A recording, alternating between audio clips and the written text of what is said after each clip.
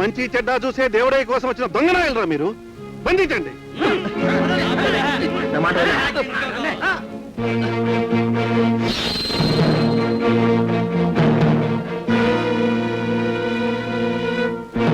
నరికేయ్.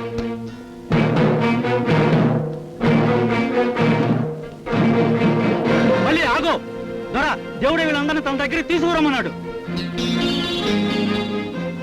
మళ్ళీ వీళ్ళని కట్లో తీసుకురా.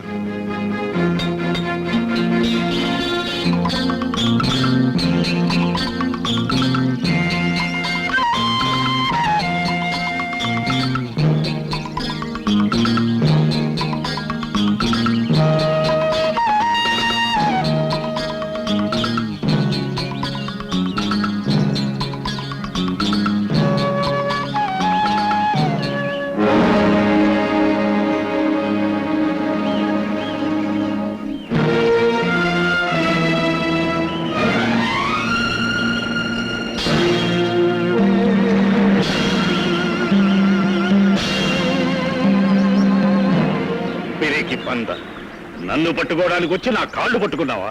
నేను పిరికి పందనే కాళ్ళు పట్టుకోలేదు, నాకు జన్మనిచ్చిన దైవాన్ని, అందుకే భక్తితో కాళ్ళు పట్టుకుంటున్నాను. ఎన్నో ఏళ్లుగా ఎంతో మంది ఆఫీసర్స్ ఈ సింహం లాంటి శివరామిని ఏమీ చేయలేకపోయారు. అలాంటిది పసివేధములు నన్ను పట్టుకోవడానికి వచ్చారా? పసి వాళ్ళని తాళ్లతో బంధించడం దమ్ములను మనిషి చేసే పని కాదు.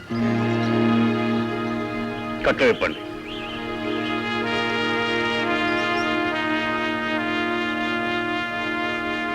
రాతి మనిషి అయినా నీకు సంస్కారం ఉందే? నేను రాతి మనిషిని నీకెవరు చెప్పారు? కటకటాల నుంచి తప్పించుకున్నవాడు, సమాజం చేత దొంగ అని ముద్ర వేయబడ్డవాడు, చట్టం నుంచి తప్పించుకు బ్రతికేవాడు రాతి మనిషి, రాక్షసుడు కాక మరెవరు.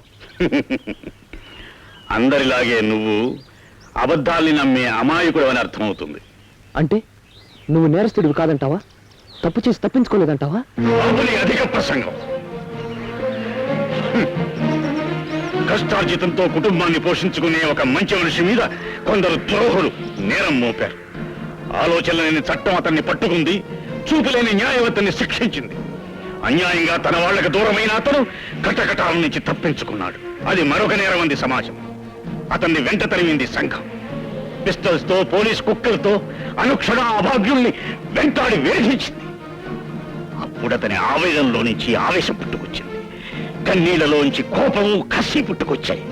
10 మంది అభాగ్యుల్ని పోగు చేసి సొమ్ములున్న వాడు సృష్టించుకున్న ఈ చట్టానికి, న్యాయానికి ఎదురు తిరిగాడు ఆ మనిషి. ఇప్పుడు చెప్పు, అతను నేరస్తుడంటావా? అతను దోషి అంటావా? నిన్ను నువ్వు సమర్థించుకోవడానికి ఎన్నైనా చెప్పచ్చు. అంత మాత్రాన చేసిన తప్పులు చెరిగిపోవు. సమర్థింపు కాదురా నాది. ఈ అడవిలో పుట్టని, చెట్టుని, వేలాది పేద ప్రజల్ని అడుగు, నేనంటే ఏమిటో తెలుస్తుంది. నా అన్న వాళ్ళని పోగొట్టుకున్న నేను అందరూ నా వాళ్ళేనని బతుకుతున్నాను. అన్యాయమైపోయిన నేను అందరి న్యాయం కోసం పోరాడుతున్నాను. ఆకలితో బాధపడే వాళ్ళకి అన్నం పెట్టడానికి, ఆపదల్లో చిక్కుకున్న వాళ్ళని ఆదుకోవడానికి నా జీవితాన్ని అంకితం చేసిన నేను ఈ చట్టం ఏమన్నా పట్టించుకోను, ఈ సంఘం ఏమన్నా వినిపించుకోను. నానా, ఏమిటా పిలుపు? కన్న కొడుకు తన తండ్రిని పిలిచే పిలుపు. శహబాష్. అందితే జుట్టు, అందకపోతే కాళ్ళు పట్టుకునే నీ తెలివితేటలకి నిన్ను అభినందిస్తున్నాను.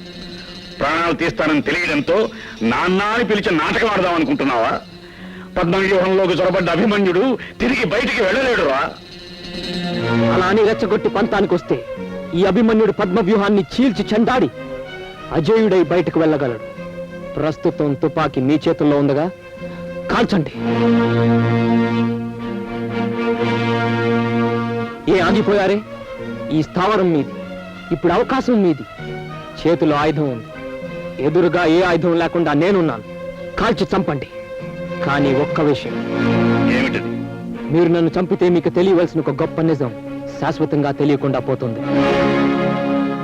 ఏమిటా నిజం?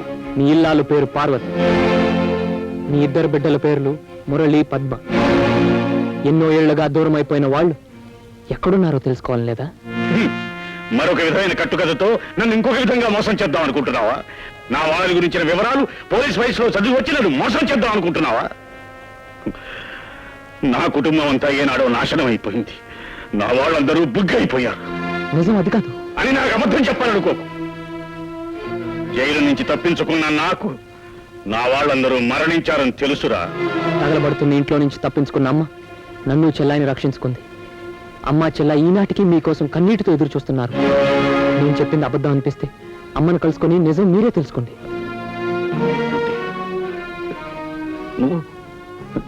నువ్వు నిజంగా నీ కొడుకునే నాన్న.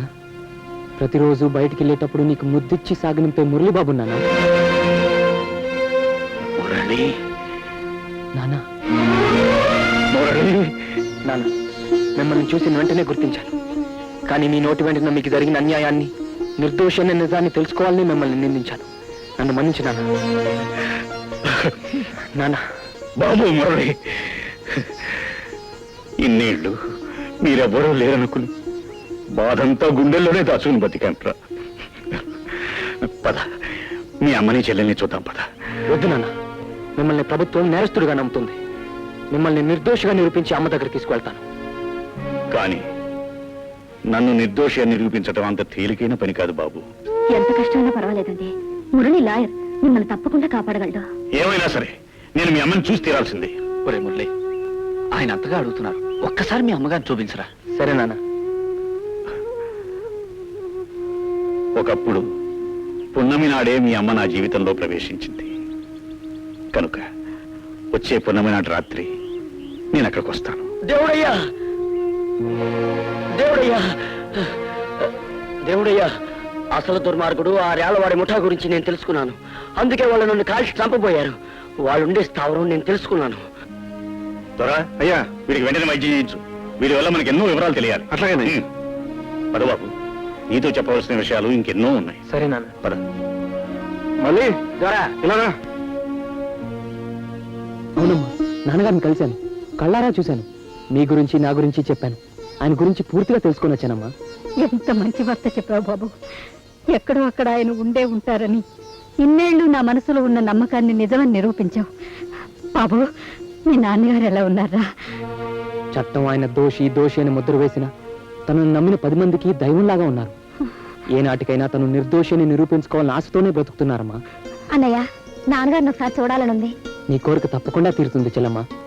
అమ్మా, నాన్నగారు కూడా నిన్ను చెల్లాయిని చూడాలన్నారు. రాబోయే పౌర్ణమి రోజు రాత్రి నాన్నగారిని ఇక్కడ రహస్యంగా రమ్మన్నాను. నిజంగా మీ నాన్నగారు ఇక్కడికి వస్తారా? అవునమ్మా. బాబు, నీకు మేము జన్మని తప్ప ఇంకేమీ ఇవ్వలేకపోయాం.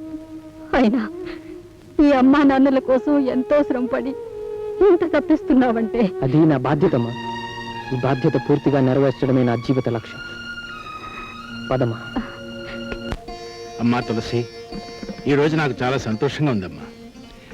తల్లిదండ్రులకు ఆడపిల్లను కన్నప్పుడు కదమ్మా, ఆ కూతుర్ని లక్షణంగా ఒక ఇంటికి కొడలుగా పంపించినప్పుడే నిజమైన ఆనందం. నా కూతురు అదృష్టవంతురాలు. రేపు పెళ్ళైతే మీ అమ్మాయి అదృష్టం అంతా మాకే వచ్చేస్తుంది. బాగా చెప్పావమ్మా. అవును, ఇంతకీ ఇలాంటి శుభ సందర్భంలో బావగారు లేకపోవటమా? పనుల ఒత్తిడి వల్ల రాలేకపోతున్నానని దుబాయ్ నుంచి ఫోన్ చేశారు. ఈ శుభకార్యాన్ని జరిపించమని మరీ మరీ చెప్పారు. మరీ చెప్పిన తర్వాత మరి ఇంకా ఆలస్యం ఎందుకమ్మా? శుభస్య శీఘ్రం అన్నారు సార్. అన్నారు కాదు, ఇప్పుడు అంటున్నారు, ఇక ముందు అంటారు కూడా. అమ్మా, ఇక తాంబూలాలు పుచ్చుకునే కార్యక్రమం జరిపించమంటారా? ఓ, తాంబూలాలు పుచ్చుకోవాల్సింది నేను కాదండి. అదుగో మా మురళి తీసుకొస్తున్నాడే ఆవిడే. ఏమిటమ్మా మీరు చెప్పేది? మురళిని కన్న తల్లి ఆవిడ పెంచిన తల్లి నేనే అయినా నవమాసాలు మోసి కన్న తల్లి ఆవిడ. పేరు పార్వతమ్మ. భర్త పేరు శివరాం. అతను ఒక హంతకుడు. చట్టానికి దొరకకుండా సంఘానికి దూరంగా అడవుల్లోనూ కొండల్లోనూ జంతువులా తిరిగే దుర్మార్గుడు. జగన్నాథ్ గారు, మీరు పొరబడుతున్నారు. అని మీరు చెప్తే నన్ను నమ్మంటారా? నాకు తెలుసమ్మా,